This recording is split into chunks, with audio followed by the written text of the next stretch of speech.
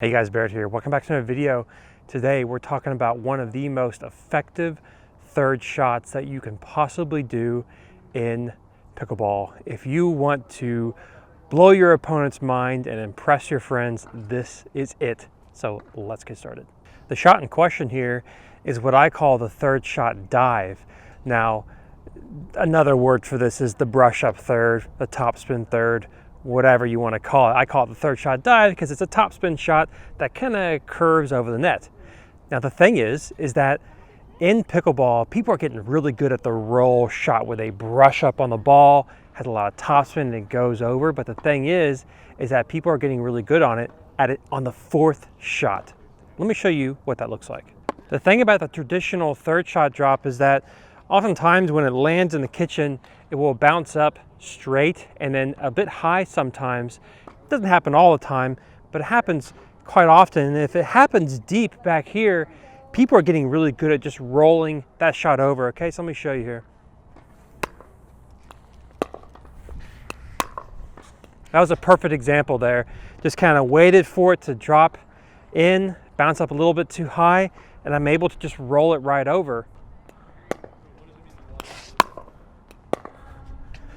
And it becomes a very, very effective shot. The thing is though, is that in order to avoid that, we can do the third shot dive. So let me show you what that looks like. So instead what we're gonna do is focus on a third shot that has a little bit of pace on it, but more importantly has topspin, so that when it gets to around this area, it dives quickly.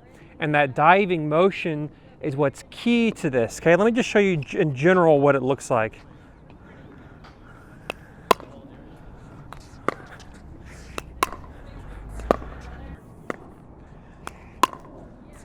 Do you notice that? Do you notice how it really didn't have much pace on it, but it dove very quickly over?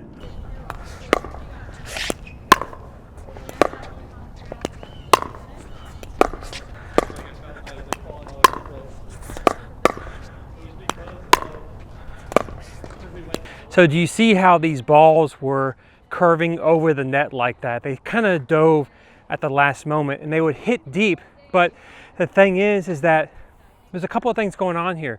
First of all, the topspin is really important because when topspin hits your paddle as it's coming over, it will explode up off the paddle typically, okay? And that makes them very nervous about their fourth shot. Also, if they let it bounce because of the topspin, the bounce is going to go back towards your opponent and not straight up. So if they do want to take it on a bounce, they have to come all the way back up here to do a ground stroke. By that time, you should be pretty comfortable getting to the net. And quite frankly, a lot of people will mess up back here. But if you are going up against someone who has a really solid ground stroke back here, then you may not want to do this shot. But in general, that's the way the shot works. Now, let's get into the technique. Okay, now this is the tricky part here. So in order to get topspin, when we hit the ball, the paddle has to be moving up. Really simple. When the paddle moves up like this, you'll get topspin. Easier said than done, trust me, okay? The first step, you've got the footwork going, you're watching the ball come in. That's all standard stuff. You already know how to do that. What we're going to do is when you take the ball, the paddle back here, when you come through, you want this paddle to be loose and down and almost pointing at a 45-degree angle to the side like this. You try not to hinge your wrist too much. I know some people will hinge the wrist and do this kind of motion. The problem with that is it's a little bit more difficult to get acceleration on the paddle.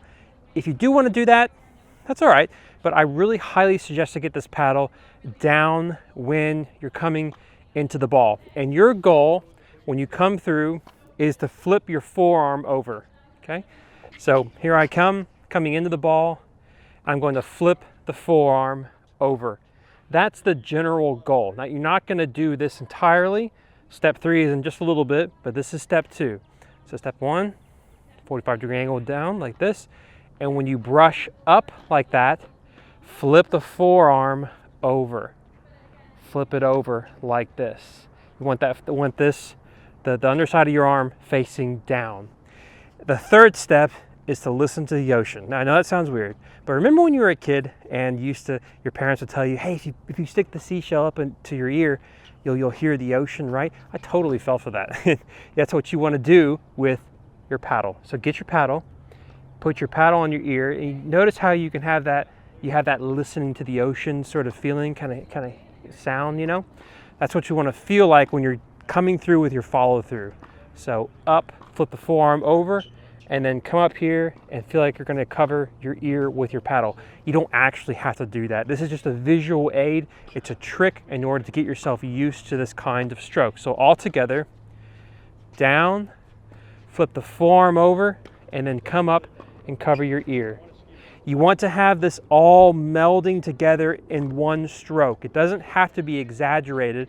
And what you really want to focus on is making sure that you're doing what is best for you, you're doing what's natural for you, while also following the general principle of this shot. Okay, here's that super important clarification bit.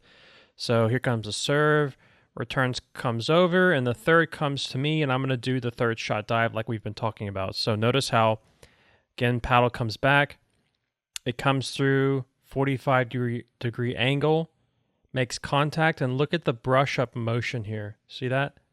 See how I brush up on the ball? Now, the clarification, what I want to just make sure that you guys understand is the forearm is, as you can see, it's kind of facing up, not really. It's not facing down or anything, but watch what happens when I come through. Now the forearm is starting to face downward.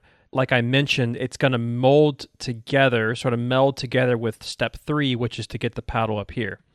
Like I mentioned, it doesn't have to be on your ear, it just needs to be up here in some way. And that's what the combination of this step 2 and step 3 looks like. See how the forearm flips over like that, but it also comes up here at the same time. And this 1, 2, 3 kind of step here all molds together into one smooth swing. So I just wanted to clarify that and make sure you understand. So I'll also give you a real life example of what this looks like here. So let me just kind of play this. So, and there we are at the net. So just look at what happened here. I don't mean to like toot my horn too much, but it was a pretty good shot. And actually, my friend here made a very nice defensive dink because that ball was really coming over. Had a ton of topspin. She recognized that and played a defensive dink. It's about the best she could do in that situation, and all of a sudden we're at the net. So that's why this shot is so effective. But yeah, I just wanted to clarify the thing with the swing here. All molds together into one thing. Pretty cool. All right, so let's just do this bit by bit here. You're gonna have to get used to this. Y'all know I didn't come from racket sport. This took forever, okay? It's gonna take some time. But down, brush up. Here's what you want to look for, is whether or not your ball is hooking or not. Hooking means it just kind of goes to the left and kind of curves over to the left. If it's hooking too much, that means you're coming over it too much. You want to focus more on brushing up on the ball. Okay, here we go. Cool. So notice how 1, 2, 3.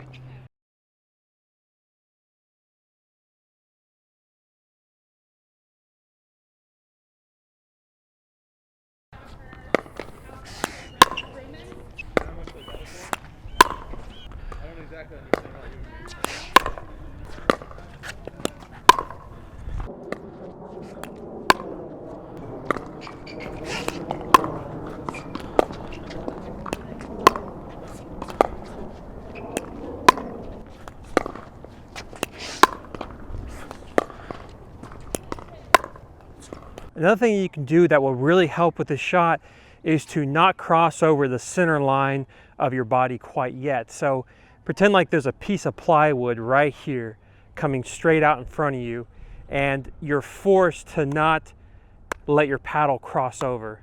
That is really going to help you focus on the brush up motion without crossing over. Let me show you what that looks like real quick. Okay, watch carefully here.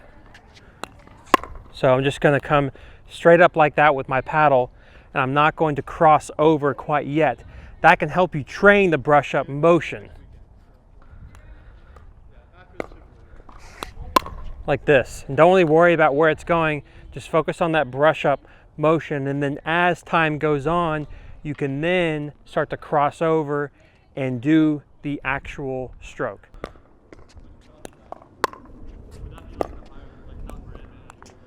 That last shot right there, I know you couldn't see it, but just a perfect example of what happens if you do it right. It'll land deep, but man, it can really easily mess up your opponent, and people will look at you and they'll be like, wow, it turns heads, this kind of shot. But remember, it takes time, guys. It's gonna take some work. The most common mistakes is, first of all, I know I've mentioned this before on my channel, you will miss-hit the ball a lot on the bottom of your paddle, because if you're not used to topspin yet, as you come up on the ball, you're gonna miss below because you're just not used to coming up on it. One thing that will help you is you can sort of trick yourself into pretending like you're gonna hit the ball on the very top of the paddle. That will help you to get used to it. You'll start to get the feel.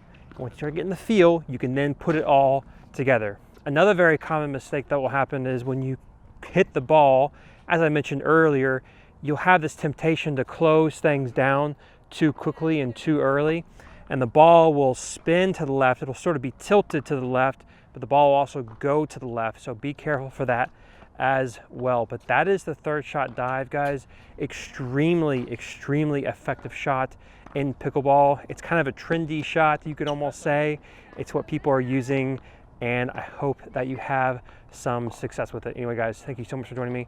As usual, I'll see you next time.